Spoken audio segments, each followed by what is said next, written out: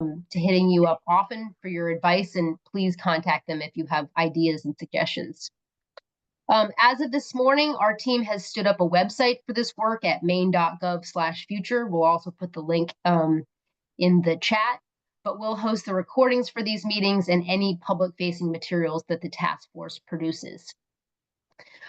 So we're going to just talk briefly about the schedule, and we will send this out to you, and you'll have this PowerPoint as well.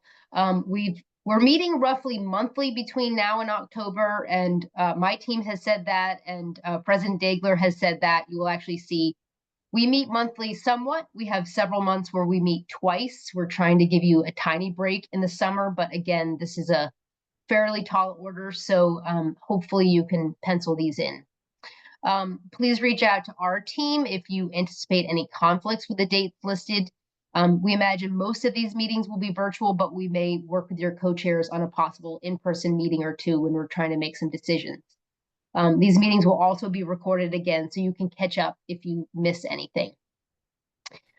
So I just want to talk briefly about how the team is thinking about the topics we're going to discuss. The challenge is we are talking about really big questions and topics, and we want to set you up all in this brief period of time with the right information to make thoughtful recommendations in just 8 months. This is a fairly tall order. Again, the governor's executive order organizes the questions into 3 buckets: preparing Maine's economy and workforce, protecting our residents from potentially harmful uses of AI technology, and again, exploring the most promising use cases for state agencies, quasi-state agencies, and other public sector entities like towns. In the second column, you'll see that for each of these topics, our staff has begun to organize research to produce for the task force consideration. This will include work with state staff to analyze how exposed Maine's workforce is to impacts, conducting legal analysis of current state and federal policies, and figuring out whether and where Mainers are adequately protected from AI-related risks or not. The word adequately will certainly be up to your judgment and recommendations. We'll be surveying also government officials, especially at the local level, on the ways they are currently using AI and how they might use it in the future. The third column are the possible topics for which we'll be seeking experts to testify during our meetings.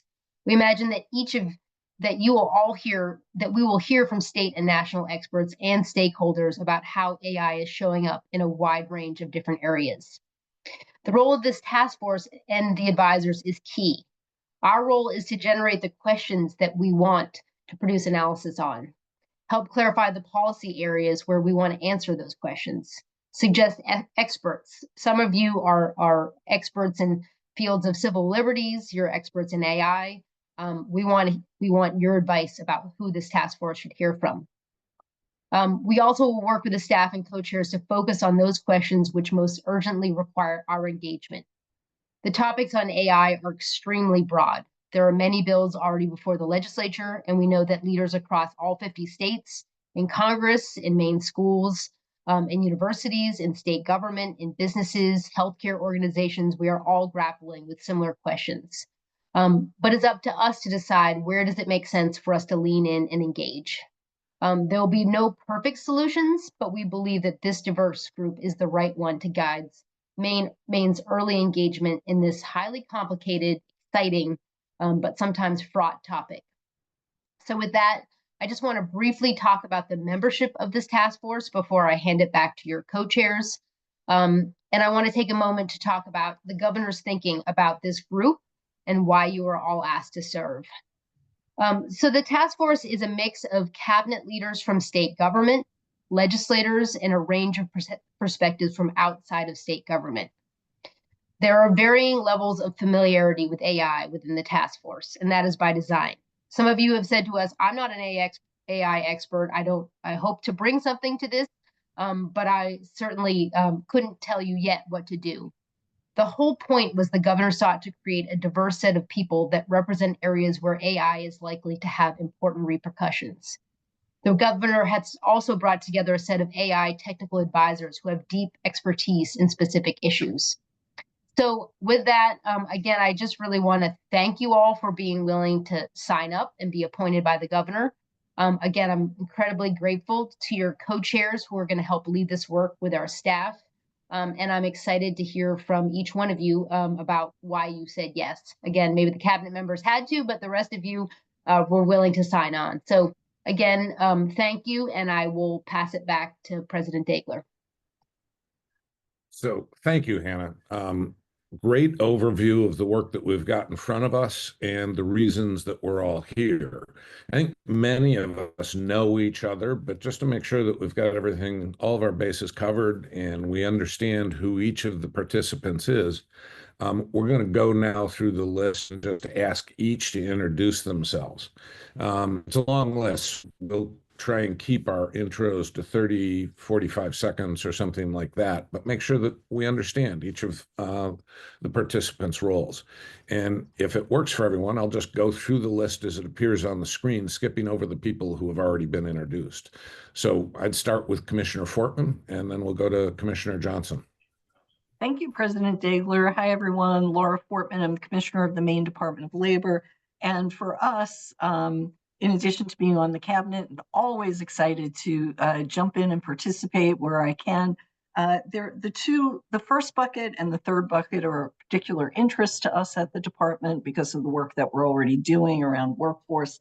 And I will, throughout the meetings, have support from staff here in the department so that we can bring as much expertise as possible to this important endeavor. Excellent. Thank you. Commissioner Johnson? Yeah, good morning. I'm Heather Johnson. I'm the Commissioner of the Department of Economic and Community Development. Obviously, the opportunities that AI creates for our economy is a big area of focus for me. And so I'll spend a lot of my time there. Certainly, right in the community development portion of our work, we do a lot of work with communities who are trying to find tools to streamline, right, to make it easier for people to get what they need and to anticipate work there. So those will be the two areas, the two primary areas of focus, but obviously just excited to be here and learn a lot with all of you. Thanks, Dave. Excellent. Thank you, Heather. Commissioner Figueroa, I think, has been called out to appropriations, and so she's not able to join us, but I think she's well known to the group as the Commissioner of Financial Administrative and Financial Services. So if we can, we'll move to Commissioner Macon.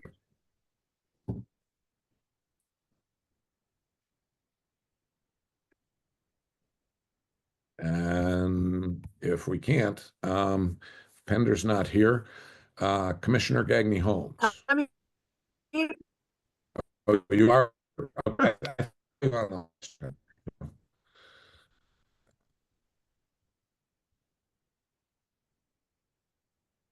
I think the commissioner was here, and maybe she's back.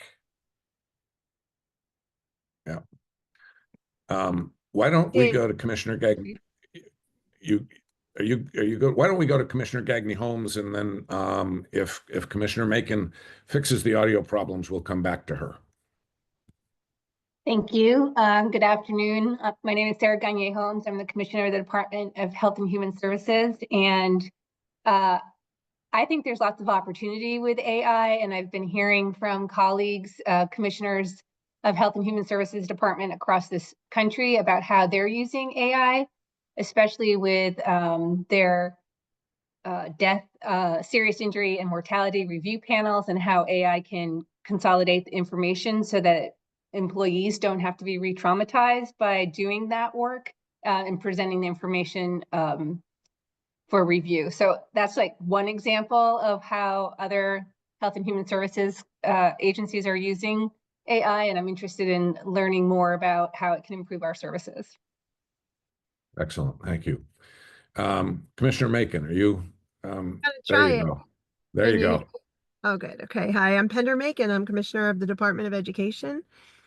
And our team, the digital learning team, has been working with schools across the state for a couple of years to support, right on the edge of the wave, how schools can keep kids safe, how schools can augment learning.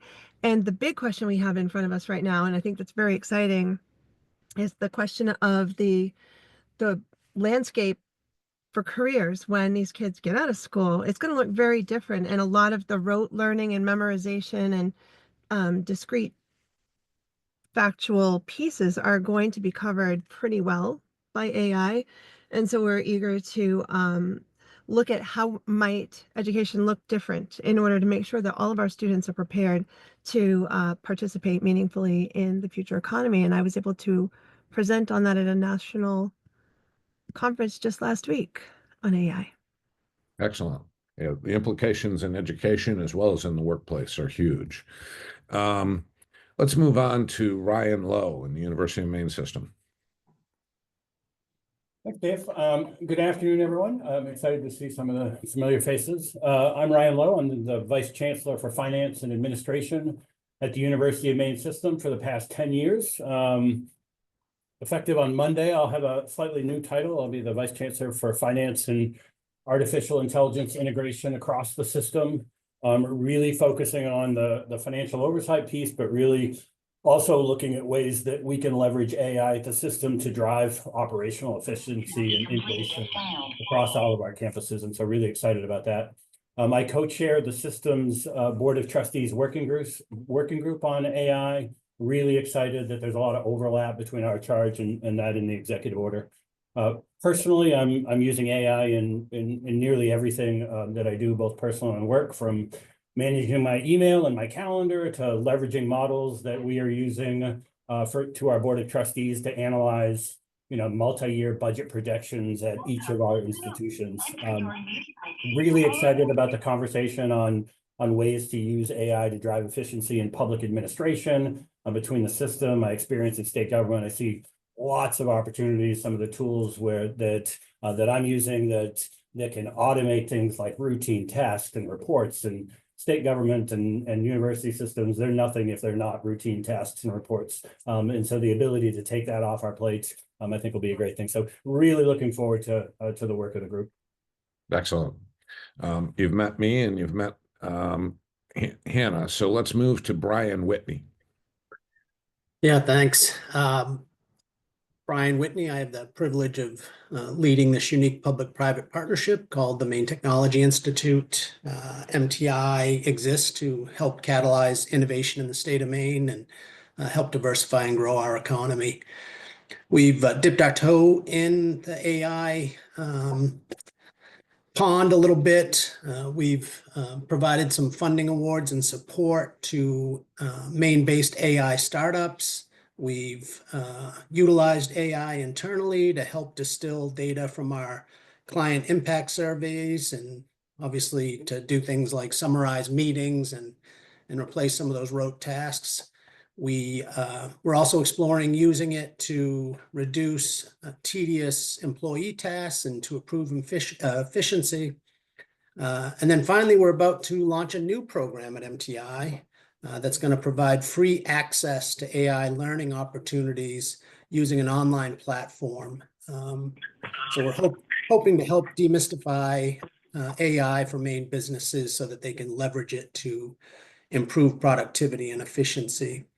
And I do want to let you know, Emily Braley, who runs that program for MTI, will probably be subbing in for me from time to time. And she's in the meeting today, observing, but you'll probably meet her in future meetings. Excellent. Representative Sayre isn't able to be with us, so we'll have him do an introduction at our next meeting. Representative Carlo.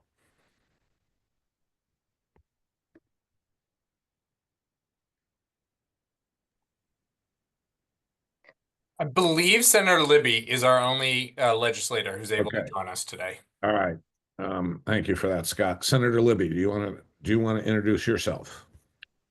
Yes, thank you very much. I appreciate it. Welcome and good day, everybody. I'm James Libby. I am a state senator for District 22. I'm a former House member as well. Served as a math teacher, but mostly in college. Been a college dean, currently a professor of business administration at Thomas College. I've also worked full-time at St. Joseph's College and 6.5 years at Colby College as a 3/4 time visiting professor. Been on the community college system board and worked with Jobs for Maine's graduates, and a great program that is as well. At Thomas, obviously we have functions in the legislature, but at Thomas we work on AI and looking at market power issues and improving firm performance, labor training, skill development in startups and in productivity. And we supplement our elasticity evaluation to develop kind of a clearer picture of, demand and supply dynamics and price setting, pricing power. I know our calculus professors here are working on, more of the inputs to AI. And we also have a really strong cybersecurity program over here, led by Dr. Frank Appen. And so we offer any of our services to this board. Excellent. Thank you, Senator Libby. Now, Jay Brenchick is, his audio was not working, but I'm going to pause for a minute. And if it is working now, I'll let him introduce himself. It's working. Good. So my name is Jay Brenchick. I'm the Director of Economic Development for the City of Auburn. And first of all, thank you for including me in this. It's certainly an honor.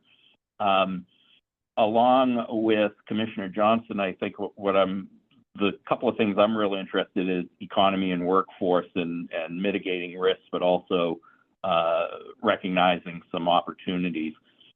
More specifically, with the City of Auburn, we have been testing out and trying AI for our zoning ordinances so that somebody can type in and ask some questions of zoning that they'd normally have to come in and speak with a planner one-on-one with and get their answers to some of the zoning questions. And even we're at a point now where to help somebody set a building or structure on their site with the proper setbacks, and then also it can generate rendering. So it's very promising. It's still very much in the testing phase.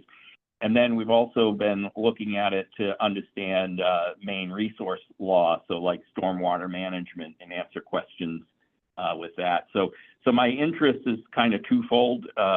One is for helping like our manufacturers and individuals in the workforce, and then the other is working on ways to make local government and state government more efficient. Excellent. So we'll move on then to Sam Boss, and just brief intros if we can. Thank you. Certainly. Good afternoon, folks. My name is Sam Boss. I work at the Maine AFL-CIO as the Workforce and Apprenticeship Director. In that role, I run our Union Construction Academy pre-apprenticeship program, which provides a pathway into careers in construction and manufacturing. So for those of you who may not know, the AFL-CIO is a federation of 160 labor unions.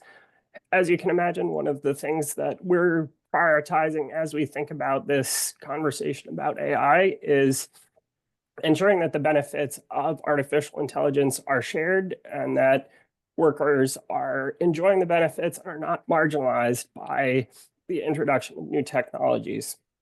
I'm also mindful of the significant energy usage that is going to be required to power data centers. I think it's important that we consider the environmental impacts and how that's going to affect our grid as we embrace these new technologies. Finally, I would add that I'm a parent of 2 young kids, and I worked in higher education for 15 years. So I bring a perspective of somebody who has both a mindset towards, this is an opportunity, but it can also pose real challenges for educators. So I'm interested in discussing those with you. Excellent. Molly Curran-Rolls. Hi, good afternoon. Thank you so much for having me. My name is Molly Curran-Rolls. I'm the Executive Director of the ACLU of Maine. And my own path to this work is somewhat winding. I grew up off the grid in New Hampshire. I also worked for the Berkman Center for Internet and Technology before going to law school. our interest in this area really focuses on civil rights and discrimination, exploring issues of bias, algorithmic bias, and also bias data, and also privacy concerns. And we're excited to learn about how this can be harnessed for the benefit of all. So again, really happy to be here, and thank you for including me. Thank you. John Bradigan. Thank you, and I'm glad to be here. I appreciate being included in this as well. My name is John Brodigan. I'm an attorney, live in Falmouth. Previously served in the Attorney General's Consumer Protection Division, served in the state legislature for a couple of terms. I have been working as a legal counsel for Democracy Maine, where I helped to co-found a project on the impact of the digital ecosystem on our democracy and public discourse. And I'm now working with Legal Services for Maine Elders, and we're interested in consumer protection and the impact of potential use of AI and defrauding elders of their financial resources. And I'm also qualified to be on this as a heavy user of ChatGPT. All right. And Jay Ruhana. Yeah, good afternoon, everyone. JJ Rohana from LL Bean. I've been with LL Bean for about 20 years now and in the CIO role for the last 6. Really excited and honored to be a part of this group. Internally at LL Bean, we've had an AI sponsor group for about the last year, looking at a variety of different topics, including governance, controls, et cetera, and very, very much aligned with what we're talking about here. We're very interested in keeping LL Bean data safe, our customer data safe, and just ensuring that we're using the tools in the right way. I won't go through everything that we're doing internally, but there's a lot of alignment with what others have been sharing in this space around employee productivity, developer productivity, customer-facing capabilities, all of those types of things. So I look forward to sharing some of that as we move forward with this task force. Thank you. Thank you, JJ. Michael Odekara. Hi, everybody. Hi from Nigeria. I'm excited to come home to Maine tomorrow. My name is Michael Odokadokibo. I'm the CEO, co-founder of ESM Global in Kenne. And Kenne, we're an African language learning platform, and we've received phase 1 and phase 2 NSF funding to create our API for African language AI translation capacities, which will be commercialized in the summer of 2025. In this meeting or in the task force, I'll be looking to help with language accessibility and equality, digital innovation and language translation, and also making Maine a great ecosystem for entrepreneurship for AI. Okay, excellent. Next up, Chris Mallett. Hi, everyone. It's good to be with you this afternoon. I'm Chris Mallett. I'm the Chief Administrative Officer of Northeastern University's Rue Institute. At the Rue Institute, we're focusing on talent and new venture creation with an emphasis on technology and artificial intelligence. We're one of 14 campuses in Northeastern system operating here in Portland, Maine. We also are the home of the university's Institute for Experiential AI, which is our way of sort of emphasizing the research and the application of human-centered AI. And I'm hoping to bring a bit of that perspective to our discussions together. It's good to be with you. Thank you. All right. Thank you, Chris. We have met Mary, and Mary is actually going to do the wrap-up for us. So I'm going to move to Dan Burgess. Good afternoon. I'm Dan Burgess. I'm Director of the Governor's Energy Office. We serve as the State Energy Office for the state of Maine, and happy to be here as a technical advisor from an energy system.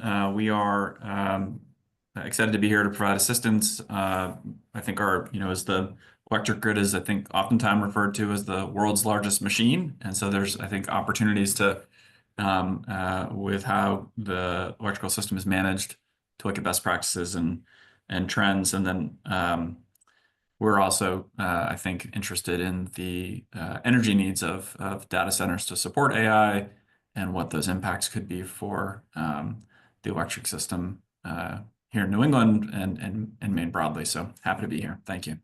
Excellent. Thank you, Dan. Andrew Butcher. Hi, friends. Andrew Butcher. I serve as president of the Maine Connectivity Authority. MCA is your main agency to plan, develop, invest, and sustain our connectivity infrastructure. Just as Dan mentioned, connectivity and our capacity to support both data centers and growing economic demand and utilization of AI is a pretty important factor as well. Happy to contribute and participate from a technical advisory standpoint. All right. Thank you, Andrew. Sarah Foster.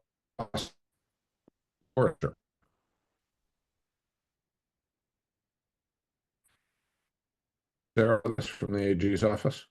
Yes, I didn't know if I was supposed to unmute myself or whether someone was muting and unmuting us. I'm Sarah Forster. I'm an assistant. Self-control here. Self-control, I like it.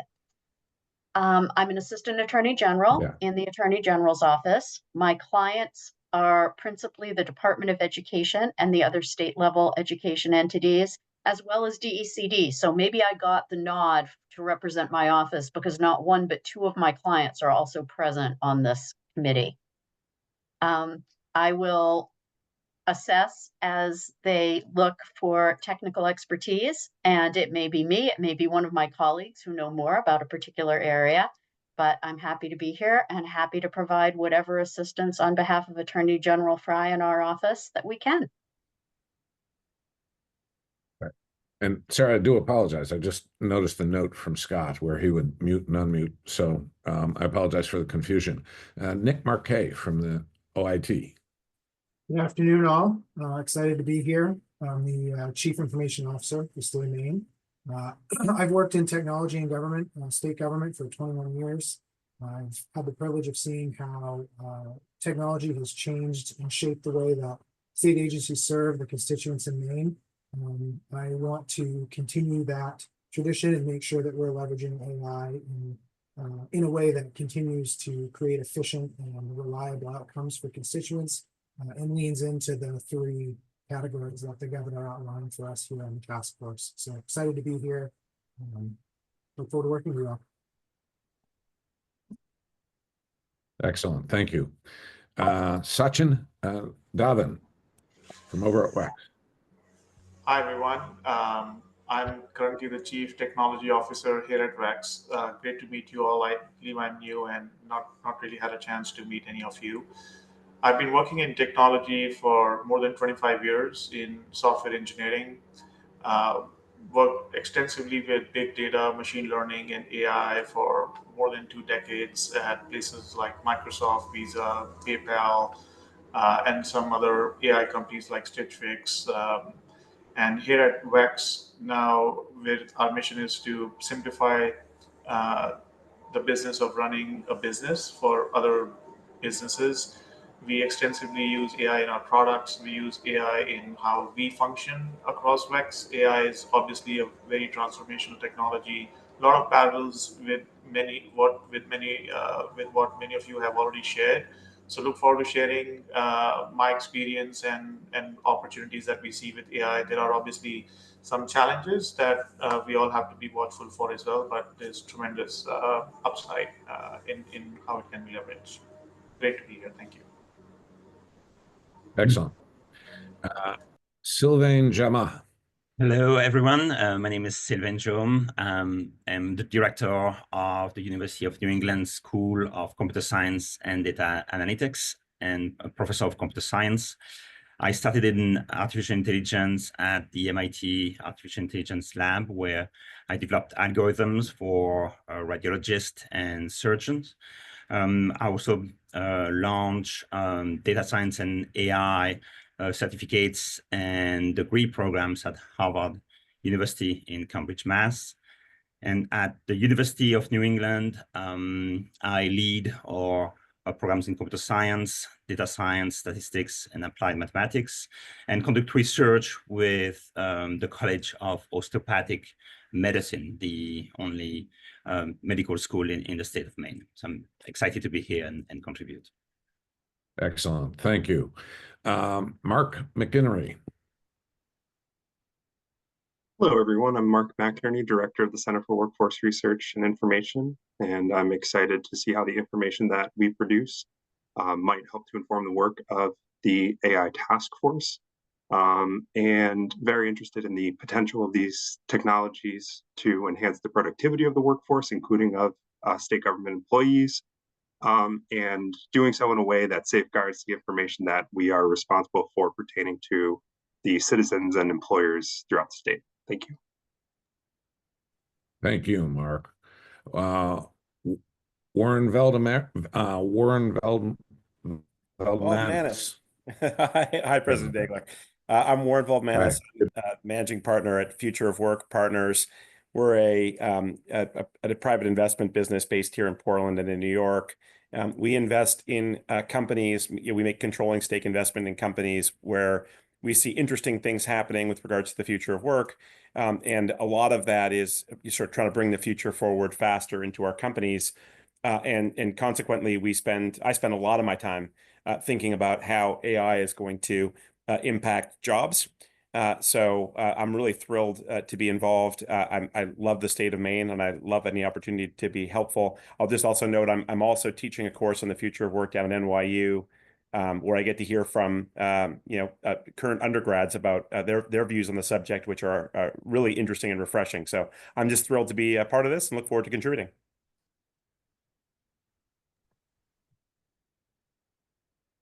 You're on mute, President Daigle. Goodness gracious. Thank you, Hannah. And I appreciate that, Warren. And we're going to go to Ruth Kermish-Allen. Thank you so much. Good afternoon, everybody. My name is Ruth Kermish-Allen, and I serve as the Executive Director for the Maine Mathematics and Science Alliance. For those of you that haven't heard about MMSA, we are a nonprofit organization based here in Maine with over 32 years of history in Maine, serving Maine's educators. We offer professional learning as well as research and evaluation on what's actually working in STEM education across Maine and across the country. We currently have a project, just one of our projects that certainly aligns with the goals of the task force is Workforce Ready 2030, where we're working with 14 regional hubs across the state and over 500 educators to really understand what can computer science integration look like in Maine's rural classrooms. And within that group, which is fully led by teachers and what they really want to dig their minds into and the questions that they have is leading that project and leading that research to practice partnership. Of course, AI came out as a huge opportunity and concern that these educators across the state are thinking about. And so with that, we last year began a series on AI in education series that was free and open to the public, where we invited a number of different speakers to kind of talk about what really is AI to help educators understand it. How is it potentially influencing what could be happening in their classroom? And then, of course, how is it influencing the workforce? And then lastly, what do we need to be thinking about as kids are participating in AI as well? Within this Workforce Ready 2030 project, we're also partnering educators with local businesses all across the state to really question, well, how does computer science exist in, for example, precision machining or data analytics company that might be in Skowhegan or in Presque Isle, and building those connections so that those educators, businessmen and kids can really talk the same language. We're also trying to think on partnerships. We're currently engaging in a partnership with MIT to bring AI Every Day into Maine, which kind of helps kids understand not only what AI is, but also how is it built and what are the potential biases in how these AI platforms are built that even middle schoolers can understand. So we're really trying to tap into all the different facets of excitement, opportunity, and fear that's present in the K-12 environment in Maine, specifically rural classrooms, and the presence of AI. So I'm very excited to launch into that with the rest of you. Thank you. Thank you, Ruth. And Dan Nydren. Hi, everyone. I'm Dan Nygren. I'm the Chief Information Officer at Maine Health, which, as many of you know, is the largest healthcare system that we've got here in Maine. In addition to my CIO role, I'm a physician by training. I'm a pediatric endocrinologist and practiced for 30 years. So it's with that hat on that I express my absolute joy at being where we're at in terms of technology and AI particularly. In being able for us to do things that I couldn't have dreamed of during my years of practice. So we're working hard at applying these new tools in all kinds of use cases within our healthcare system, in the delivery of care, in some of the administrative aspects of that care delivery, in many patient-facing opportunities as well. But while always being mindful of, again, as you all know, some of the risks and potential biases and other aspects of these tools that we need to be cautious of. So thrilled to be here and looking forward to the time together with you all. Thank you, Dan. For those following in order, you'll notice that I missed Jay Carey. So Jay, can you introduce yourself? Thanks, President Dagler. My name is Justin Carey, and good afternoon. I'm an attorney with Drummond Woodsum and co-chair of our AI practice group, where we help navigate AI use in schools, municipal level, for tribal nations, as well as businesses and law firms. Really for the past several years, since November of 22, when ChatGPT launched, I've been presenting on the legal and ethical implications of AI and presenting at the state level as well as the national level, providing workshops on compliant and ethical integration of AI and guiding clients through some novel IP challenges.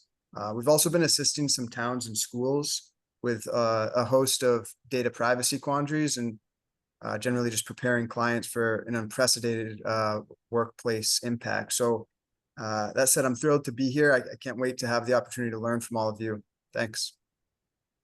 That's an awesome way to sort of shape this is an impressive group, and we're going to have an opportunity to learn from each other. I will probably be a net learner as opposed to a net teacher in this particular group, but I'm very impressed with the assembly of people we have here and look forward to doing great work with you. So with that, Mary, if we can turn it over to you for a wrap up, I think we've got ourselves underway here.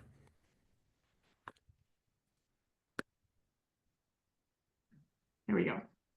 Thank you so much, President Dagler. I echo your comments. This is really outstanding group of people with a lot to bring to bear on the subject. So it's going to be a very exciting series of meetings.